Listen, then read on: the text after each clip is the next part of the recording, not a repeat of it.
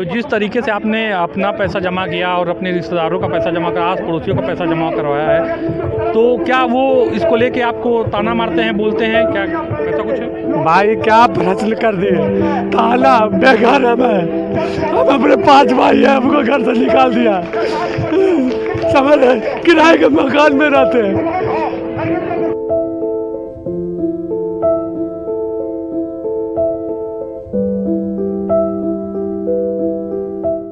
नमस्कार, आज हम हैं जंतर मंतर पे और आप ये पीछे धरना प्रदर्शन देख रहे होंगे। ये धरना प्रदर्शन जो है, जो सहारा में पैसे जमा किए गए थे और जो लोगों के पैसे नहीं वापस मिले, उसको लेके ये धरना प्रदर्शन हो रहा है। दूर दूर से, हर राज्य से, अलग अलग राज्यों से लोग यहाँ पे आए हुए हैं। हम बात करते हैं कि क्या मामला है, ये क्या मामला है, आप लोग धरना प्रदर्शन कर रहे हैं, क्या मामला है? सबसे पहले हम आप लोगों के लिए धन्यवाद करते हैं जो हमें आप कवरेज करने के लिए आए हैं।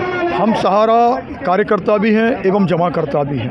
हमारे इस देश में सहारा इंडिया कंपनी सन 1978 से चालू हुई थी और इसको रजिस्ट्रेशन ही और लाइसेंस हमारी भारत सरकार ने ही दिया था। पूरे भारत के कोना कोना में ये सहारा इंडिया संस्था चल रही है। इसमें 1 रुपया से शुरुआत हुई थी, 2 रुपया दिन से शुरुआत हुई थी। लोगों का पैसा जोड़ के हम लोग कार्यकर्ता जाते थे, जोड़ते थे और समय पर देते थे, भुगतान करते थे। लेकिन आज करीब 10 से 12 साल से ये सहारा से भी विवाद चल रहा है, चूँकि सहारा का पैसा सरकार के पास जमा है सेवी में। सेवी भारत सरकार की ही संस्था है। लेकिन अगर ये है कि पैसा मिल नहीं रहा, आपका ये कहना है, तो अभी सरकार ने तो एक फॉर्म जारी किया था कि आप उसको भरिए और अब धीरे धीरे करके हम पैसा देंगे, तो उसका क्या मामला कहाँ तक पहुँचा? उसको पैसा क्या मिला कि नहीं मिला? ये माननीय अमित शाह जी ने पोर्टल लॉन्च किया था 18 जुलाई 2023 को। उन्होंने अपने मुखाग्रबिंद से कहा था कि 45 दिन यानी 1.5 माह में इसका भुगतान कर दिया जाएगा। पहला भुगतान 10,000 से शुरू किया जाएगा। 5.5-6 माह हो गए हैं, अभी तक लोगों का 1 रुपये का भी भुगतान नहीं किया गया है। तो जिस पोर्टल पे भरा गया था ये फॉर्म, उस पोर्टल पे क्या बता रहा है अभी? पोर्टल पर हर किसी के पास मैसेज आता है डिफिशिएंसी का। लोगों ने इस पोर्टल में आवेदन लगाने के लिए सैकड़ों हज़ारों रुपया खर्च कर दिए और उसके बावजूद भी 45 दिन में मैसेज आता है डिफिशिएंसी का, 50 दिन में मैसेज आता है डिफिशिएंसी का। आपके पोर्टल पे जो आवेदन लगाया गया है उसमें त्रुटियां पाई जा रही हैं। अरे भाई साहब, मैं पूछना चाहता हूं माननीय अमित शाह जी से, CRC से, जब ये पोर्टल लॉन्च किया गया है उसमें लोगों ने इसको अपलोड किया है, स्कैन किया है, बाकायदा रजिस्टर्ड हुआ है आधार कार्ड से, पैन कार्ड से और मोबाइल से, सब बातें हैं, सब सही तरीके से किया गया है। उसके बावजूद भी ये झूठी रिपोर्ट सरकार दे रही है कि उसमें त्रुटियां पाई जा रही हैं। ऐसा नहीं। क्या सरकार वो त्रुटियां बता रही है कि हाँ ये त्रुटि है, कि बस ऐसे बोल दे रही है कि नहीं कुछ कमी है फॉर्म में? फॉर्म में यही बता रहे हैं कि त्रुटियां हैं। बिल्कुल बाकायदा सही लोगों ने अपनी आंखें गाड़ के सही तरीके से फार्म भरे हैं। तो आप बता रहे हैं ये जो इसका कार्यालय है, तो यहाँ आप लोग नहीं पता कि ये कार्यालय पे कार्यालय CRC का जो फ़ोन नंबर रहता है वो फ़ोन उठाते नहीं हैं। उनके कार्यालय पे जाके आपने पता नहीं किया? अभी कार्यालय में पता नहीं किया है। कुछ लोग गए भी होंगे, उसका जानकारी नहीं है हमको। लेकिन ये सभी के मैसेज आ रहा है कि उसमें त्रुटियां पाई जाती हैं, गलतियां पाई जा रही हैं। चूँकि ऐसा नहीं है, सरकार की इच्छाएं नहीं है पैसे देने की। ऐसा शासन क्या काम का, जिस देश का राजा राम की तरह ना हो और राम में राज्य लाना चाहे तो नहीं। अगर सरकार के पास पैसा है, सरकार सुप्रीम कोर्ट ने इस पर कहा भी था कि सरकार को जल्द से जल्द जो है पैसा वापस करना चाहिए, और सरकार ने इसको लेकर जल्दी में पोर्टल लॉन्च भी किया, लोगों ने अप्लाई भी किया, बहुत लोगों ने अप्लाई किया। अब यहाँ तक था कि सर्वर जाम हो जा रहा था उस समय, तो अप्लाई किया, लेकिन फिर ये त्रुटि आ गई कि भाई आप जो है कोई ना कोई डिफिशिएंसी है, कमी हो, फॉर्म में कमी आ जा रही है इसको लेके। तो आपको CSR ये जो ऑफिस जो यहाँ पे है कार्यालय, वहाँ आप लोग को पता करना चाहिए ना।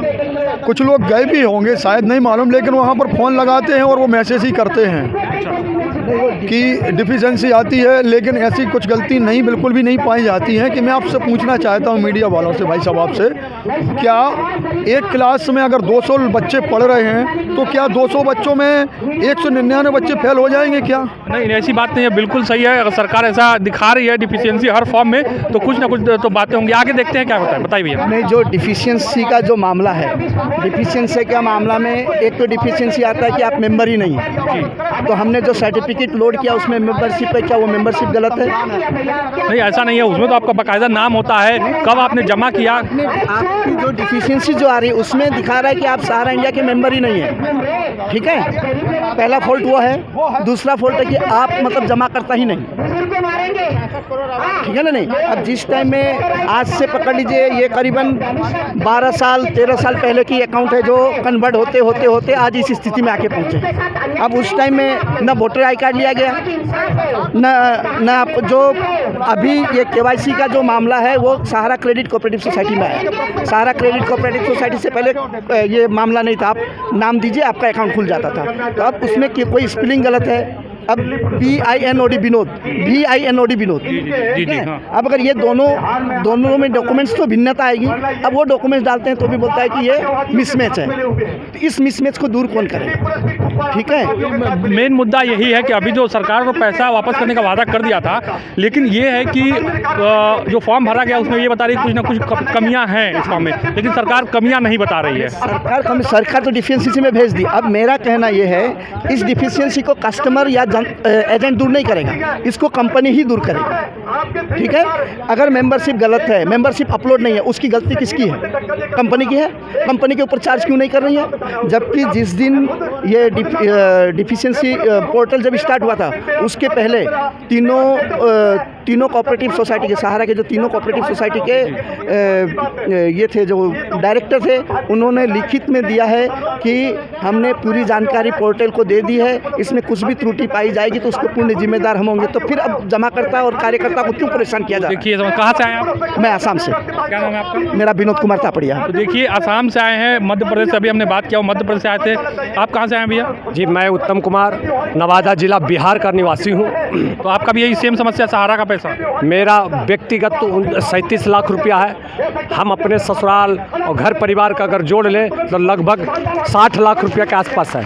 हम अभिकर्ता के रूप में भी थे, पहले जमाकर्ता के रूप में जुड़े, फिर अभिकर्ता के रूप में जुड़े। अभिकर्ता के रूप में जुड़ने के बाद लगभग 4 करोड़ रुपया के आसपास जमा करवाए। सबसे बड़ी बात यह है कि हमारे सीनियर का आदेश के जो फरमान लखनऊ से पारित होता था, उसी फरमान को अंतिम क्षण तक पहुंचाया जाता था, और वो अंतिम क्षण तक पहुंचाने में हम भी दोषी हैं। हम भी कार्य किए हैं सहारा के इशारे पर, सहारा के सिस्टम के अनुसार। जिस तरीके से आपने अपना पैसा जमा किया और अपने रिश्तेदारों का पैसा जमा करा, आस पड़ोसियों का पैसा जमा करवाया है, तो क्या वो इसको लेके आपको ताना मारते हैं, बोलते हैं, क्या ऐसा कुछ है? भाई क्या प्रश्न कर दिए, ताना बेघर है। मैं हम अपने 5 भाई हैं, हमको घर से निकाल दिया, समझ रहे, किराए के मकान में रहते हैं। आप कहते हैं कोई अति परेशानी, लोग हमारे घर पर चढ़ाई करते, नाना प्रकार के गाली गलम करके जाते, फैमिली इस बातों से नाखुश होकर घर से बाहर निकाल दिया। यही है कि भाई डॉक्यूमेंट्स नहीं बाहर किया वो, लेकिन घर से कहा कि मेरा बेटा मर गया, जनता के बीच जमा जो आदमी कार्रवाई करने आते हैं उसके बीच कहता मैं उससे घर से कोई मतलब नहीं। अभी किराए के मकान में रहता हूँ, हमारे 3 बच्चे हैं। हम अपनी जमाएंगे मकान अपना बनाने के लिए 2 डिसमिल जमीन परिवार के, कोई ननिहाल के परिवार ने हमको दिया था, हम सोचा बना लूँगा, लेकिन 18 में हमारा कुछ नहीं हुआ। आप कहते हैं चलिए कोई नहीं। देखिए, ये बड़ा मामला है। हमने यहाँ जो जंतर मंतर पे बात किया है कि सहारा का जो पैसा है उसको लेकर किस तरह लोगों का पैसा फंसा हुआ है, किसी का 30 लाख 40 लाख, अभी हमने बात किया 60 लाख रुपए फंसा हुआ है, और किस तरह घर में उनकी स्थिति है कि लोग उनको जो है घर से बेघर कर दिए हैं। आप देख सकते हैं जंतर मंतर पे ये पूरा धरना प्रदर्शन चल रहा है। सरकार ने तो पैसा देने का वादा कर दिया और ये भी एक पोर्टल भी लॉन्च कर दिया कि हाँ उस पैसे को वापस करेंगे। सब लोगों ने जब उस पर ऑनलाइन किया तो ये हुआ कि कुछ ना कुछ उस फॉर्म में कमी बताई जा रही है। अब क्या कमी है, ये कमी सरकार नहीं बता रही है, सिर्फ ये बता रही है कि हाँ कुछ ना कुछ आपके फॉर्म में कमी है। तो ये पूरे मुद्दे के साथ जो है हम आपके साथ जो है जंतर मंतर से जुड़े हैं। मिलते हैं फिर नए अपडेट के साथ, तब तक नमस्कार।